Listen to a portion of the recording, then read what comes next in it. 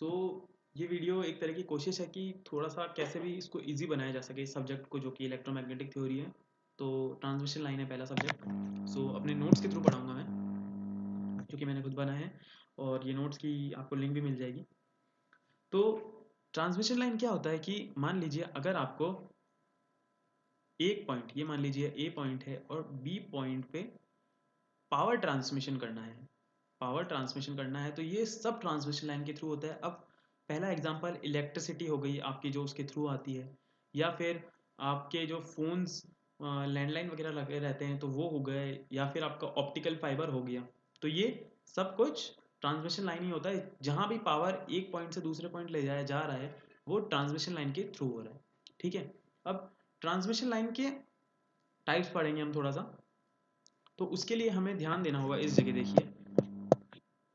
तो वो किस तरह का है, ये मान लीजिए कि एक कंडक्टर है, ठीक है, दो कंडक्टर एक लाइन में लगे हुए हैं और सोर्स दिया हुआ है। तो इस पैटर्न को हम बोलेंगे पैरेलल वायर। ठीक है, अब वहीं पे अगर इस टाइप का है कि अंदर एक एक लंबी सी स्ट्रिप जा रही है और बाहर ये एक इंसुलेशन मटेरियल, ये इंसुलेटेड मटेरियल है, ठीक है ना, इंसुलेटेड मटेरियल, और फिर एक और कंडक्टर लेयर है। तो ये एक कंडक्टर लेयर, ये दूसरी कंडक्टर लेयर, इनके बीच में हमने करंट प्रोवाइड करवा दिया, वोल्टेज प्रोवाइड करवा दिया। तो इसके थ्रू अगर ट्रांसमिशन हो रहा है तो वो कोएक्सियल कहलाएगा, कोएक्सियल।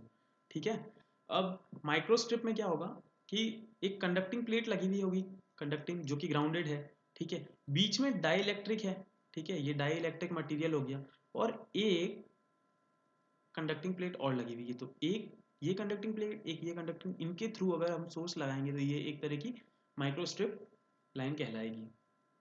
ठीक है, अब आप ये चीज़ देखिए कि ये जो मैंने बताई है, अब जो हम आगे जिस चीज़ को समझेंगे उसमें हम क्या बोलेंगे, हर बार हम आप एक ही, आप नोटिस करेंगे तो एक ही चीज़ होगा। मैं बोलूँगा एक ये पैरेलल वायर है, एक ये पैरेलल वायर है, और हम इनके बीच में एक सोर्स लगा रहे हैं। तो मैं हर बार ट्रांसमिशन लाइन को ऐसे ही बताऊंगा।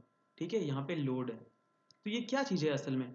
तो ऐसा तो है नहीं कि मैं ये पैरेलल वायर डिस्कस कर रहा हूँ, मैं ये वाला पैरेलल वायर डिस्कस कर रहा हूँ, ऐसा नहीं है। अगर मैं ये बना रहा हूँ तो इसका मतलब ये भी हो सकता है कि मैं इसकी बात कर रहा हूँ। कोएक्सियल भी इस फॉर्म में हम बना सकते हैं, माइक्रोस्ट्रिप लाइंस भी हम इस फॉर्म में बना सकते हैं, रिप्रेजेंट किया है मैंने। तो जो ट्रांसमिशन लाइन का जो सिस्टम है हम उसे कुछ इस तरीके से बताते हैं कि दो कंडक्टर लगे हुए हैं, उनके बीच में हमने ये लगा दिया। अब ये किसी भी टाइप का हो सकता है, तो यही चीज़ मैंने इसमें समझाई हुई है कि ये इस सिस्टम को बताने के लिए, इस सिस्टम को रिप्रेजेंट करने के लिए हम लोग क्या करते हैं, दो ट्रांसमिशन लाइन लगाई और फिर उसके बीच में हम लोग एक सोर्स लगा के और आगे लोड लगा के जो भी हमारा एप्लीकेशन है हम पूरा करते हैं। ठीक है, तो अब जब भी अगर ये वाला आपको फॉर्म दिखे तो इसका मतलब ये नहीं है कि मैं पैरेलल वायर डिस्कस कर रहा हूँ। इसका मतलब ये है कि दो कंडक्टर, क्योंकि इन सब में आप देखेंगे, इन सब में दो कंडक्टर के बीच में ही सोर्स लगा है। ये देखो दो कंडक्टर, ये दो कंडक्टर, तो ये इस इन सब को एक तरह का टाइप दिखाने के लिए ये हम लोग एक जनरल वे है, ट्रांसमिशन लाइन का सर्किट है ये। ठीक है, अब साइड ले लेता हूँ। अब देखिए कॉन्सेप्ट जो है वो क्या है, कॉन्सेप्ट आपको यहाँ ध्यान देना पड़ेगा। तो मान लीजिए ये ए पॉइंट है, ये बी पॉइंट है, ठीक है। अब आपको एक बात पता होगी कि जो सिग्नल होता है, सिग्नल कभी भी इनफाइनाइट स्पीड से नहीं जाता है, कभी भी इनफाइनाइट। तो जो नेटवर्क थ्योरी है, नेटवर्क थ्योरी में हम क्या मानते हैं, सिग्नल इनफाइनाइट स्पीड से जा रहा है, तो हम लोग वहाँ पे अप्लाई करते हैं केवीएल, केसीएल, ठीक है। बट ईएमटी में क्या होता है, हम थोड़ा सा रियलिस्टिक हो जाते हैं, ठीक है ना। तो उसमें जो सिग्नल की वेलोसिटी होती है, वेलोसिटी जो होती है वो v होती है, मतलब इन्फिनिटी नहीं होगी वो, ठीक है ना, इन्फिनिटी नहीं होगी। तो उसकी वेलोसिटी जो होगी वो अलग अलग होगी। अब क्या होगा, मान लीजिए at time t, at time t1 है, ठीक है, तो अगर पॉइंट ए पे v नॉट है और पॉइंट बी पे उस समय जीरो होगा, ठीक है, एकदम इनिशियल की बात कर रहे हैं। जैसे यहाँ पे हमने स्टार्ट किया है तो यहाँ v नॉट है, पर यहाँ पे अभी तक आया नहीं है पोटेंशियल डिफरेंस, ठीक है, t1। अब जैसे ही t2 हुआ, t2 हुआ, तो वो v नॉट इस जगह आएगा, लेकिन इस जगह एक नया v naught by root two, जो भी अगर कुछ ना कुछ अलग आ जाएगा a पे, ठीक है।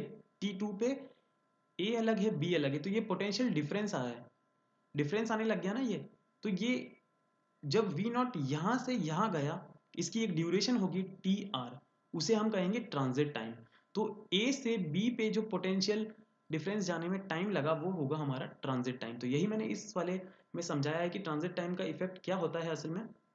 तो वो यही होता है कि अगर ए से बी पर जो वी नॉट बदलने में टाइम लगा वो ट्रांजिट टाइम होगा। तो मान लीजिए ये एक साइन वेव है, हमेशा से हमारे सिग्नल साइन वेव ही रहेंगे ना अगर हम इसमें पढ़ाई कर रहे हैं। तो T1 पे मान लीजिए वी नॉट था, T1 पे मैंने वी नॉट था, लेकिन वोल्टेज जो बी पे था उस समय वो 0 था, लेकिन T2 हुआ तो वो क्या हुआ, T2 पे V naught by root two हो गया। तो T2 पे यहाँ पे तो वी नॉट बाई टू है, बट यहाँ पे क्या होगा, बी पे तो वी नॉट ही होगा। तो ये पोटेंशियल डिफरेंस आने लग गया, आप देख सकते हैं। तो रियल में भी यही होगा, ट्रांजिट टाइम मतलब एक टाइम लगेगा एक पॉइंट से दूसरे पॉइंट पे चेंज होने में, तो उसे हम कहेंगे ट्रांजिट टाइम।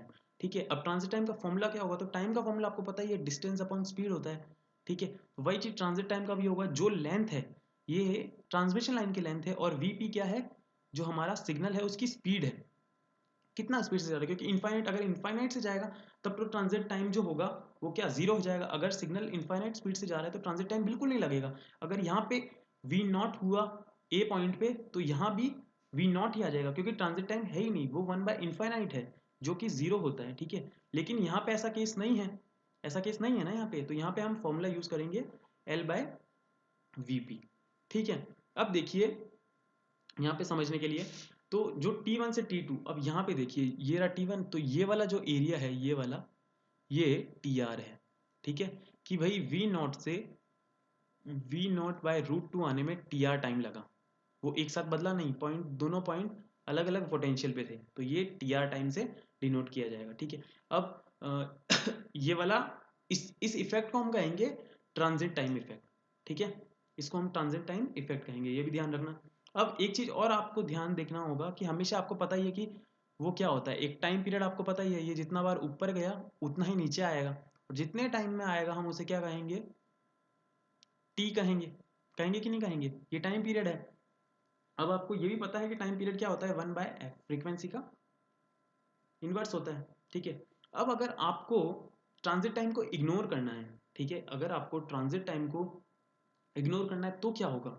ठीक है, तो अब मैंने अगले पॉइंट में ये बताया हुआ है कि अगर हमें कुछ भी एनालाइज करना होता है, ठीक है, सबसे पहले आप समझ लीजिए, अगर हमें नेटवर्क में एनालाइज करना होता है तो हम KCL KVL लगाते हैं। ठीक है, लेकिन मैग्नेटिक के लिए कोई अलग रूल्स नहीं है, उनमें भी यही लगेगा, लेकिन कुछ एक फॉर्मेट में लगेगा, क्योंकि इलेक्ट्रोमैग्नेटिक में हम क्या करते हैं, हाई फ्रीक्वेंसी पे काम करते हैं। ये बात ध्यान है ना आपको, हाई फ्रीक्वेंसी पे काम करेंगे तो उसके लिए कुछ सर्टेन कंडीशंस होंगी, तो वो कंडीशंस क्या होंगी वो अब मैं बताऊंगा आपको। ठीक है, तो जो जब ट्रांजिट टाइम इफेक्ट लगेगा, मान लीजिए ट्रांजिट टाइम इफेक्ट लग रहा है, जब पॉइंट सेम नहीं है यहाँ पर, तो हम नेटवर्क थ्योरी के लॉज नहीं लगा सकते, ये सारे लॉज अगर ट्रांजिट टाइम है तो नहीं लग सकते, ट्रांजिट टाइम है तो ये सारे लॉज नहीं लगेंगे, नहीं लग पाएंगे, क्योंकि उनमें ऐसा नहीं होता है कि भाई वोल्टेज की वैल्यू अगर इस जगह वी नॉट है तो हम इस जगह कुछ अलग होती है, उनमें तो सेम ही होगा, इस जगह वी नॉट है तो इस जगह भी वी नॉट होगा, तो उधर भी सेम यही चीज चलती है। ठीक है ना। तो अब आगे देखिए, मैं समझाना चाह रहा था, तो ये मान लीजिए अब हमको क्या करना होगा, ट्रांजिट टाइम को बहुत छोटा बनाना होगा। यहाँ पे देखिए मैंने जो बताया ये P1 पॉइंट था, तो अब मैं चाहता हूँ ये ट्रांजिट टाइम अगर इस जगह आ जाए, इस जगह बहुत कम टाइम लग रहा है, आप देखो इधर से इधर आने में बहुत कम टाइम, तो मुझे इतना ही चाहिए। ठीक है, तो ये देखिए, ये मुझे ट्रांजिट टाइम चाहिए सिर्फ इतना ही चाहिए, लेकिन अभी है कितना, अभी इतना सारा है, यहाँ से लेके यहाँ तक ये TR है, मुझे चाहिए कितना, इतना TR चाहिए, TR यहाँ पे बिग है, यहाँ पे छोटा है, तो हम ये कैसे कर सकते हैं, तो आप ये चीज़ समझिए कि फॉर नेग्लेक्टिंग, अब अगर हमें ट्रांजिट टाइम इफेक्ट हटाना है तो हमें क्या करना होगा, जो ट्रांजिट टाइम है वो बहुत छोटा हो टाइम पीरियड से, बहुत छोटा हो टाइम पीरियड से। तो ये कैसे होगा, ये मैं बताता हूँ। तो ये तो हमें पता ही है कि ये कैसे छोटा करना, क्योंकि टाइम पीरियड इतना बड़ा है, टाइम पीरियड इतना बड़ा है, और ट्रांजिट टाइम छोटा हो जाएगा। मान लीजिए अगर टाइम पीरियड पूरी वेव का इतना बड़ा है, तो अगर ये इतना छोटा हो जाएगा तो हम नेग्लेक्ट कर सकते हैं ना इसको, तो ये चीज़ हमारी पहली कंडीशन है कि हम वो है। अब ट्रांजिट टाइम का फॉर्मूला क्या होता है, एल बाय वी पी, जो कि छोटा होना चाहिए टी से। ठीक है, वन बाय टी जो कि बहुत छोटा होना चाहिए वी पी बाय एल से, तो कुछ नहीं, इधर उधर ले गए हम लोग, इसमें कुछ वो नहीं लगा है। अब हम वन बाई टी को एफ लिख सकते हैं, जो कि मैंने बताया था फ्रीक्वेंसी होता है वन बाई टी, फ्रीक्वेंसी बहुत छोटी होनी चाहिए वीपी बाय एल से, वीपी बाय एल से, लेकिन मैं एल को उधर ले गया हूँ, एल बहुत छोटा होना चाहिए वीपी बाय एफ से। वीपी बाय एफ आपको पता होगा वेवलेंथ होता है, क्यों, क्योंकि सी बाय वी आपको पता होता है वेवलेंथ होता है, वही सेम चीज़ है। सी अगर यहाँ पे हम वेलोसिटी सी ले लेते हैं और एफ हो जाएगा तो वो हो सकता है। तो स्पीड अपॉन या फिर वेलोसिटी अपॉन फ्रीक्वेंसी हमेशा से वेवलेंथ रही है। तो जो वेवलेंथ है वो बहुत बड़ी होनी चाहिए एल से, या फिर आप ये कह सकते हैं जो लेंथ है, length should be so small then lambda. ठीक है, वेवलेंथ से बहुत ज़्यादा छोटा होना चाहिए ट्रांसमिशन लाइन की लेंथ को।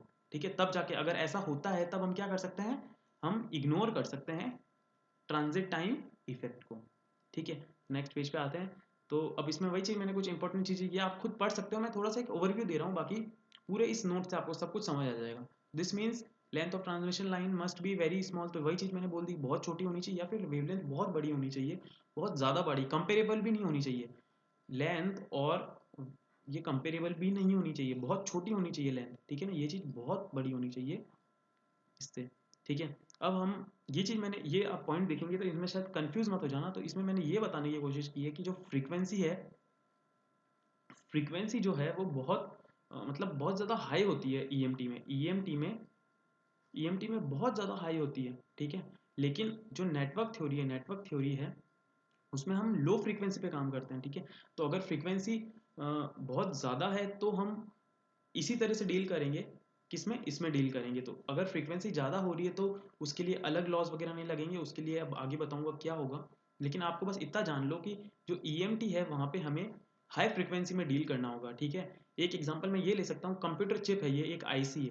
आप देखेंगे बहुत छोटा छोटा बना होता है, रजिस्टर इतना सा होता है, आईसीज इतने से होते हैं, बहुत छोटा छोटा बना हुआ होता है। वो क्यों बना हुआ, क्योंकि अगर सेमीकंडक्टर की लेंथ जो है वो बहुत छोटी होगी, तो मान लीजिए 3 गीगाहर्ट्ज़ है या फिर 2.5 गीगाहर्ट्ज़ का आपने प्रोसेसर सुना होगा। ठीक है ना, फ्रीक्वेंसी इतनी हाई है। ठीक है, लेकिन जो ये हमने छोटी सी रखी है ताकि इनके अंदर ट्रांजिट टाइम ना आए। ऐसा नहीं हो कि आपने, आपका प्रोसेस यहाँ से चालू हुआ लेकिन उसे टाइम लग रहा है, तो ऐसे तो कंप्यूटर बहुत स्लो हो जाएंगे, स्लो हो जाएंगे कि नहीं हो जाएंगे। तो उसी को ओवरकम करने के लिए हम इतना छोटा छोटा बनाते हैं, लाइक इतने छोटे छोटे रजिस्टर, इतने छोटे छोटे कैपेसिटर होते हैं उसके अंदर, ताकि ट्रांजिट टाइम ना आए। ठीक है, क्योंकि हाई फ्रीक्वेंसी में डील करना होता है, एक डेटा यहाँ से यहाँ जाने में बहुत कम टाइम समय लगा है, तो उसके लिए हम बहुत छोटा छोटा बनाते हैं। तो अगर हमें हाई फ्रीक्वेंसी में डील करना है तो लेंथ जो ट्रांसमिशन लाइन की होनी चाहिए वो बहुत छोटी होनी चाहिए। यही चीज़ मैंने समझाया कि जो लेंथ है वो बहुत छोटी होनी चाहिए। तो उन सब में अपन को एक चीज़ पता चलती है कि जो 1/f है फ्रीक्वेंसी, हमेशा उसमें आएगी, इन्वर्स प्रोपोर्शनल में आएगी, क्योंकि हम वेवलेंथ में बात कर रहे हैं। तो वही चीज़ मैंने थोड़ी सी मतलब ऐसे समझाने के लिए कर दिया है कि हम इन सब में हाई फ्रीक्वेंसी में डील करेंगे और नेटवर्क में हम लो फ्रीक्वेंसी में डील करते हैं। ठीक है, अब केस वन देख लीजिए आप इसका। केस वन में क्या है, ये वेलोसिटी है सी की स्पीड में और ये बहुत हाई फ्रीक्वेंसी है। तो अगर आप इसमें देखोगे मेरी वेवलेंथ क्या है, 0.1 मीटर। तो 0.1 मीटर से भी बहुत छोटा होना चाहिए ट्रांसमिशन लाइन, मतलब 0.1 मीटर बहुत बड़ा है उस लेंथ से। तो मतलब नैनोमीटर में, तो आपने देखा होगा फोन का जो प्रोसेसर है वो 4 नैनोमीटर पे बना हुआ है। तो वो क्यों बना हुआ है, क्योंकि लेंथ अगर जितनी छोटी होगी उतना ही ट्रांजिट टाइम को, तो ट्रांजिट टाइम जो है वो कम हो जाएगा। ट्रांजिट टाइम कम हुआ तो क्या होगा, स्पीड बढ़ गई। ठीक है, स्पीड बढ़ गई तो मतलब कोई डिले नहीं आएगा डेटा। अगर यहाँ से मैं ए भेज रहा हूँ, ए पे अगर मैं वी नॉट भेज रहा हूँ तो बी पे भी जल्दी से वी नॉट ही मिले। ठीक है ना, तो बहुत कम टाइम, इससे कंप्यूटर बहुत फास्ट हो जाते हैं। ठीक है, तो वही चीज़ इंपॉर्टेंट पॉइंट है, फ्रीक्वेंसी वगैरह वगैरह आप ये पढ़ लीजिएगा, बाकी मैंने जो चीज़ इसमें समझा ही दिया। अब केस टू में देख लीजिए, यहाँ पे लो फ्रीक्वेंसी है तो क्या आया, 6000 किलोमीटर आ गया। ठीक है, तो अगर मेरी ट्रांसमिशन लाइन यहाँ पे अगर 2 किलोमीटर की भी होगी जो कि छोटी है, और 6000 किलोमीटर से, या फिर 200 भी है, या फिर मान लीजिए 1000 भी है, 1000 तो नहीं कह सकते लेकिन हाँ मान लीजिए 1000 भी अगर होती है, 6000 से बहुत छोटा ही होता है ना थोड़ा सा ये तो 1000 किलोमीटर की ट्रांसमिशन लाइन लगानी पड़ेगी मेरे को। तो इन केसेस में जो ट्रांजिट टाइम है वो चीज़ नहीं इग्नोर किया जाएगा, ट्रांजिट टाइम इग्नोर नहीं होगा, इग्नोर नहीं कर पाएंगे हम ऐसे केसेस में। ठीक है ना, नॉट इग्नोर। अब केस थ्री में तो क्या है, डीसी सिग्नल है, जीरो फ्रीक्वेंसी। तो यहाँ देखो, यहाँ इनफाइनाइट आ जाएगा, इनफाइनाइट आ गया, मतलब सॉरी 1/0 क्या होता है, इनफाइनाइट होता है। तो मतलब हमें वेवलेंथ इनफाइनाइट है और इनफाइनाइट से भी छोटा तो कुछ ना कुछ तो होगा ही, इनफाइनाइट माइनस या फिर कुछ भी होगा, मान लो 10⁸8। तो इतनी बड़ी तो ये मतलब ये भी एक तरह की इनफाइनाइट ट्रांसमिशन लाइन होगी, तो वहाँ तो एकदम ही मुश्किल हो जाएगा, ट्रांजिट टाइम तो आएगा ही आएगा। आप यहाँ से भेजोगे, पता चला कई बरसों बाद वहाँ पहुँच रहा है, या फिर ऐसा होगा ही होगा। ठीक है, अब ये एक बहुत अच्छा सा एग्जाम्पल है, वी आर यूजिंग एंटीना।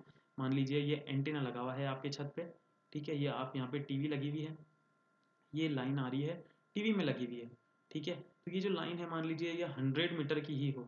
ठीक है, तो अब यहाँ पे आप ट्रांजिट टाइम इग्नोर, यहाँ पे ट्रांजिट टाइम लगेगा ही लगेगा, यहाँ ट्रांजिट टाइम आएगा ही आएगा। यहाँ पे आपको यहाँ पे इग्नोर करने के लिए मैं नेक्स्ट स्टेज में बताऊंगा कि उसके लिए क्या होता है, लेकिन अभी अगर अपन देखा जाए तो यहाँ ट्रांजिट टाइम लगेगा ही लगेगा हर हाल में, यहाँ पे आप इग्नोर नहीं कर सकते हो, ठीक है, क्योंकि ये वायर भी तो एक ट्रांसमिशन लाइन है।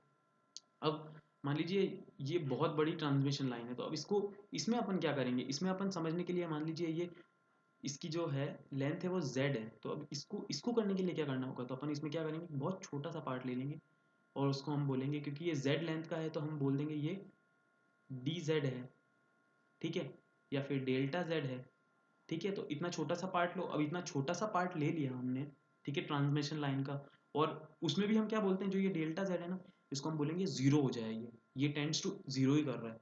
तो अब मान लीजिए जो आपका लैम्डा कितना भी छोटा हो, मान लो आपने बोला 0.0001 है, ठीक है, या फिर 0.1 है, लैम्डा लैम्डा कितना छोटा हो गया, लेकिन वो हमेशा ये तो टेंड्स टू जीरो ही कर रहा है, तो डेल्टा जेड जो है वो हमेशा से छोटा होगा किससे, लैम्डा से। तो इसका मतलब हम छोटा बना के जो ट्रांजिट टाइम है उसको इग्नोर कर सकते हैं, तो ट्रांजिट को इग्नोर ऐसे केसेस में कर सकते हैं। तो जो मैं बता रहा था ना, बड़ी लाइन में हम ट्रांजिट टाइम कैसे इग्नोर करते हैं, उसमें क्या करते हैं, छोटा सा पार्ट ले लेते हैं और उस हिसाब से हम जो थियोरेटिकल जो हम करते हैं उसमें हम ट्रांजिट टाइम जो होता है, रियल लाइफ में तो थोड़ा बहुत होता ही है, लेकिन थियोरेटिकल अगर हमें कुछ पता लगाना होता है तो हम ऐसे इग्नोर करते हैं, ठीक है। तो वही चीज़ मैंने इसमें बताया कि ट्रांजिट टाइम इस तरह से स्मॉल पार्ट ले लो, उसको टेंड्स टू इन्फिनिटी कर दो और फिर वो बता दो, ठीक है। अब बहुत इंपॉर्टेंट पार्ट आ रहा है, इस पर ध्यान देना, ठीक है। तो अगर ये हर केस में लैम्डा से बहुत छोटा ही होगा, ठीक है ना, तो मतलब जीरो कर रहा है, तो अब हर केस में कितना भी ये छोटा हो जाएगा लैम्डा, लैम्डा इससे बहुत बड़ा ही होगा, क्योंकि ये तो जीरो पे ही जा रहा है, ठीक है। तो हम हर केस में ट्रांजिट टाइम इग्नोर कर सकते हैं अगर ऐसा कर दें एक छोटा सा पार्ट लेके, ठीक है। अब जो मैं बता रहा था केस क्या है, ये देखिए, ये ट्रांजिट टाइम ट्रांसमिशन लाइन थी और हमने एक छोटा सा पार्ट लिया था ना, तो उसमें क्या क्या होता है, अंदर क्या है उसके सर्किट में क्या है वो बताना चाहूँगा, ठीक है। तो मान लीजिए ये करंट जा रहा है, ये करंट इधर से जा रहा है, तो जब ये जा रहा है तो मैग्नेटिक जो होगा ना, मैग्नेटिक फील्ड प्रोड्यूस होगी ना उस जगह से, मैग्नेटिक फील्ड प्रोड्यूस होगी, अगर करंट ऐसे जा रहा है तो मैग्नेटिक फील्ड इसमें प्रोड्यूस हो जाएगी कुछ इस तरीके से, गोल गोल राउंड राउंड, ठीक है। थम्स रूल के आप क्या पढ़ सकते हो, रेफर कीजिए उसको, ठीक है। तो जब मैग्नेटिक फील्ड रिड्यूस होगी तो नंबर ऑफ टर्न्स आएंगे 1 2 3 4, तो उसके लिए क्या होगा, सेल्फ इंडक्शन जनरेट होने लगेगा, तो उसके लिए हमें एक इंडक्टर लगाना पड़ेगा ताकि वो उसे अपोज करे, ठीक है ना। तो हमने यहाँ पे एक इंडक्टर लगा दिया, मतलब ये एक इंडक्टर है, ठीक है। अब इंडक्टर, अब ये क्योंकि ये दो वायर हैं, ठीक है, एक इससे कनेक्ट हो, एक हुआ हुआ है, एक इससे, तो जो नंबर ऑफ चार्जेस है, नंबर ऑफ चार्जेस भी इक्वल होना चाहिए इधर, इसमें, ठीक है। तो उसके लिए हमें क्या कैपेसिटर भी लगाना पड़ेगा इसके बीच में, ताकि जो नंबर ऑफ चार्जेस है वो इक्वल रहे और उनपे वो होता रहे, क्या कहते हैं, रेगुलेशन होता रहे, ठीक है। अब जब ये सर्किट से यहाँ आता है तो क्या होता है, ये एक परफेक्ट कंडक्टर तो हो नहीं सकता है, तो कंडक्शन लॉस भी होगा, करंट लीक करेगा, तो करंट लीक के लिए हमने आर लगा देंगे, आर लगा देंगे तो क्या होगा, जो करंट लॉस होगा वो कम हो जाएगा काफ़ी। अब जो ये डाइलेक्ट्रिक लॉस को रोकने के लिए है, तो क्योंकि मैंने बोला कि ये बीच में क्या है, डाइलेक्ट्रिक सब्सटेंस, ये पूरा डाइलेक्ट्रिक सब्सटेंस ही तो है यहाँ पर, तो उसको अब उसमें क्या होगा, डाइलेक्ट्रिक लॉस होने के लिए उसमें भी करंट लीक होने के चांसेस होंगे, तो उसको रोकने के लिए हम कंडक्शन लगाते हैं या फिर कंडक्टर लगाते हैं, ठीक है। तो अब ये लगाया है जो जो मैंने लगाया उसके अंदर, ये देखो, ये एक बड़ी सी जेड लेंथ की ट्रांसमिशन लाइन है, टीएक्स लाइन, ठीक है। अब इसमें पूरे में मैंने ये लगा तो दिया, मैंने क्या बोल दिया कि इस ट्रांसमिशन लाइन जिसकी लेंथ है मान लो 6000 किलोमीटर, 6000 किलोमीटर ऐसे ही बोल रहा हूँ, ये बहुत मतलब वैसा हो सकता है, ठीक है। तो 6000 किलोमीटर है, और मैंने बोल दिया इसमें रेजिस्टेंस पूरे वायर में, इस पूरे वायर में रेजिस्टेंस चल रहा है मान लो 50 ओम्स चल रहा है, या ऐसे ही मैं बहुत रैंडम डिजिट ले रहा हूँ, तो जो आर है 50 ओम चल रहा है, सी है वो कुछ 50 फेरेड चल रहा है, ठीक है, एल है तो वो कुछ मतलब एक्स क्या कहते हैं कि हेनरी चल रहा है, ठीक है। तो ये देखो मैंने इसमें कुछ वो नहीं किया है, ये बस एक जैसे नेटवर्क थ्योरी में बताते हैं कि रेजिस्टेंस इतना है तो इतना ही, ठीक है। लेकिन जब मैं वो छोटा सा डिजिट ले लूंगा, इसका यूनिट डिजिट जो डी जेड लूंगा मैं इसका, ठीक है ना, जो छोटा वाला पार्ट लूंगा, तो उसमें उसमें मैं ये थोड़ी बोल सकता हूँ कि इस छोटे से पार्ट में भी है ना 50 ओम ही चल रहा है रेजिस्टेंस, ये थोड़ी बोल सकता हूँ कि 50 ओम चल रहा है, नहीं बोल सकता ना ये चीज़। या फिर ये नहीं बोल सकता कि इसके अंदर जो कैपेसिटेंस की वैल्यू है वो 50 फराड है, क्योंकि पूरी पूरी ट्रांसमिशन लाइन के अंदर 50 फैराड है, या फिर पूरी ट्रांसमिशन लाइन के अंदर 50 ओम्स रेजिस्टेंस है, या फिर पूरी लाइन के अंदर एक्स हेनरी है, ठीक है, पर यूनिट है, मतलब एक्स हेनरी। तो क्योंकि अब मुझे कुछ ना कुछ एक मतलब इसके लिए क्या करना होगा? तो इसके लिए मुझे कुछ ना कुछ तो करना ही पड़ेगा। कैसे पता चलेगा इस डी जेड का?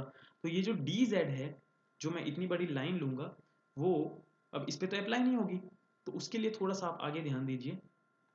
उसके लिए मैं क्या करूंगा, अब ये देखो, ये एक इतनी बड़ी ट्रांसमिशन लाइन है, ठीक है, मैंने इतना सा पार्ट लिया है। तो ये जो इतना सा पार्ट है ना, ये इसका सर्किट है। यही इस चीज का अगर आप बोलोगे कि मैं इसको जूम किया जूम किया जूम किया, तो आपको ये सर्किट दिखा। आपने क्या देखा? इसके अंदर एक इंडक्टर लगा हुआ है, एक रेजिस्टेंस लगा हुआ है, रेजिस्टेंस के पास से एक कंडक्टर लगा हुआ है और एक कैपेसिटर लगा हुआ है। ठीक है, तो ये क्या चीज है? ये एक डी जेड है। ये डी जेड का एक सर्किट सर्किट बना हुआ है। ये क्या है? एक डी जेड का सर्किट है। और क्योंकि जब पूरी ट्रांसमिशन लाइन जो ये 6000 किलोमीटर की ट्रांसमिशन लाइन थी, इसका क्या था? 50 ओम था। ठीक है, लेकिन आपने तो डी जेड बोला है, तो इसमें अब आपको पर यूनिट का निकालना होगा। तो जो भी इसका एल था, एल मैंने क्या बोला था? एक्स है।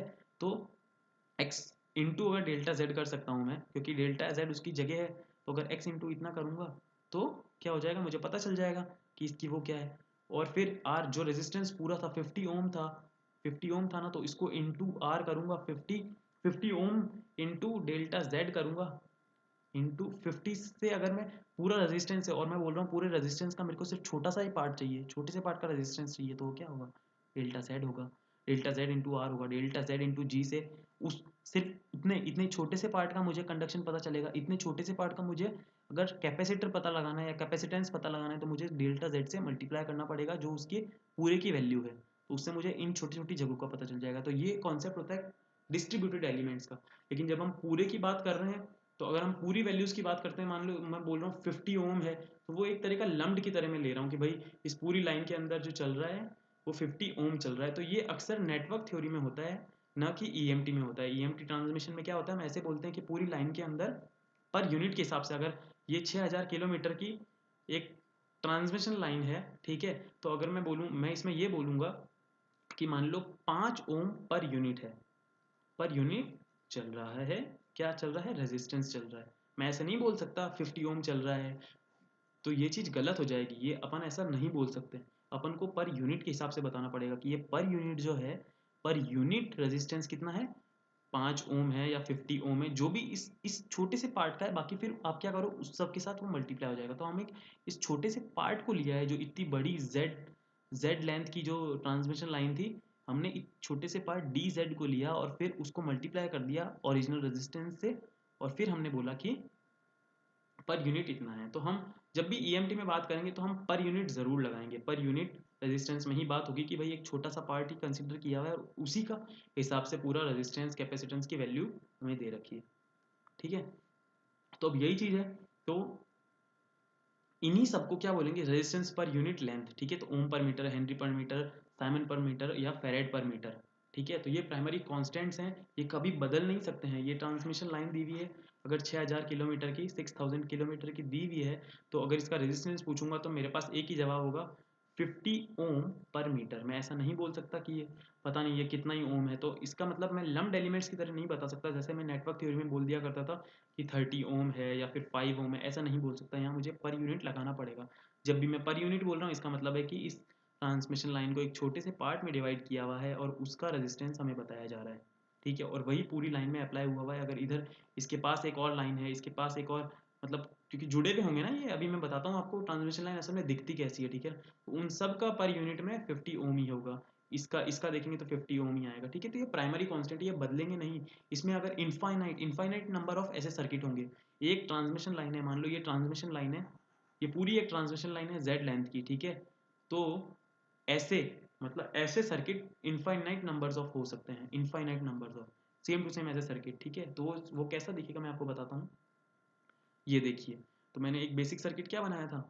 इंडक्टर लगा हुआ होगा, रेजिस्टेंस लगा हुआ होगा, यहाँ से कैपेसिटर लगा हुआ होगा, यहाँ से कंडक्शन लगा हुआ होगा। ठीक है, मैंने तो आपको बोला था कि ये डी जेड का है। ठीक है, अब आप बोलोगे कि ये तो डी जेड मतलब कि कितने का है? ये इतनी सी लाइन का है, इतनी सी लाइन का सर्किट है। अगर इस पूरी का चाहिए तो क्या है? तो कुछ नहीं करना है आपको। ये देखो, आगे क्या है? जोड़ते जाओ, वही चीज़ रिपीट होने लगेगी वापस। ये देखो, यहाँ एल था, आर था, सी था, जी था, तो वापस क्या होगा? एल होगा, यहाँ सी लगा हुआ होगा, यहाँ आर होगा, फिर वापस एल होगा, एल होगा, फिर वापस आर होगा, और ये चलता जाएगा जहाँ तक उसकी लेंथ है, ठीक है ना। और फिर यहाँ पे कैपेसिटेंस, फिर कंडक्शन, ठीक है। तो सेम टू सेम ऐसे ही चलता जाएगा ये पूरा का पूरा। और ये जो पूरा कॉन्स्टिट्यूंट होगा एल आर और सी जी, तो ये पूरी एक ट्रांसमिशन लाइन बनाएगा। और जब भी हमें एनालाइज करना होगा तो हम एक छोटा सा पार्ट ले लेंगे जो कि होगा इतना इतना, ठीक है। इतने इतने पार्ट में ही हम एनालाइज करेंगे, सब कुछ एनालाइज करेंगे। और इनका जो रेजिस्टेंस होगा वो होगा डेल्टा जेड से मल्टीप्लाई होगा, डेल्टा जेड से मल्टीप्लाई होगा, डेल्टा जेड से मल्टीप्लाई होगा, और एल डेल्टा जेड। तो एल डेल्टा जेड का मतलब है कि हम पर यूनिट में बता रहे हैं, ठीक है ना। तो जब भी ये पूरी में है, तो ये पूरे में है, तो इसमें क्या होगा कि आर ओम सी, अगर आप पूरे का ऐसे, ये चीज़ हो नहीं सकती है ऑल्दो, क्योंकि ये एक लम्प्ड एलिमेंट्स का है, ठीक है। लेकिन ये लम्प्ड एलिमेंट्स का वो है। और अगर हम पूरे का देखेंगे, मतलब इस छोटे का देखेंगे, अगर बताना है तो 50 ओम पर मीटर लगाना ही पड़ेगा इस लाइन, अगर पूरी ट्रांसमिशन लाइन का। तो इसका मतलब है हम इतने से पार्ट का बता रहे हैं, और बाकी वो पूरा रेजिस्टेंस, इंडक्शन, वो सब रिपीट हो रहा है उन सब हर पार्ट में, ठीक है। Thank you.